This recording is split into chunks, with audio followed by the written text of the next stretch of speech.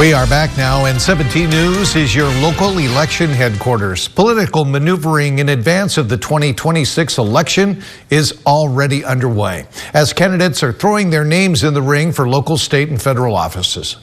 Just this morning, Randy Villegas announced his run for Congress. 17's political reporter Jenny Huss sat down with Villegas for this exclusive candidate profile. CD-22 is one of the most contentious House races nationwide each election cycle without fail. The big question for 2026, will Villegas be the Democratic candidate? Randy. I am running for Congress in California's 22nd Congressional District.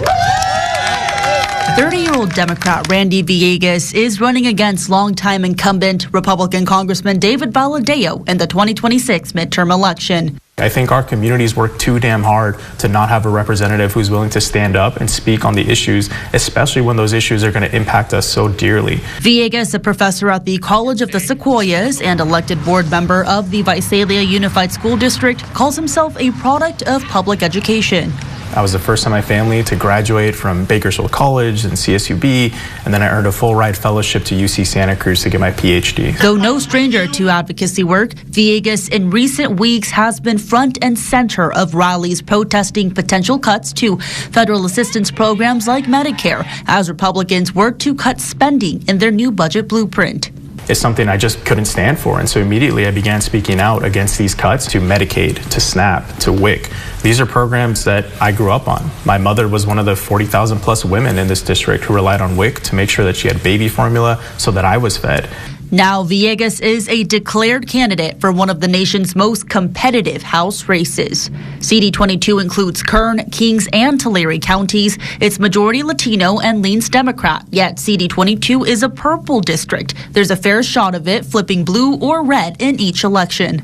Though his Democratic predecessor, Rudy Salas, former California Assembly member, Bakersfield City Council member, and two-time CD-22 candidate against Valadao, failed to flip the seat blue, despite being the Democratic candidate at the local, state, and national levels. So when it comes to the Democrats and the Democratic candidate in this race, does it come down to you and Rudy at this point? I actually interned for him back in college, and so there's a relationship there.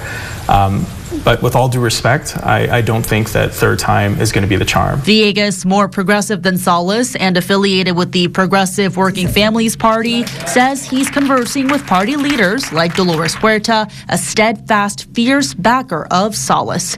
Another important consideration for Villegas, CD-22's typically low voter turnout. In 2022, 2024, we just didn't see that Democratic Latino-based turnout to vote. How are you going to get voters to turn out? Beyond just contacting them, it's also giving people something to believe in.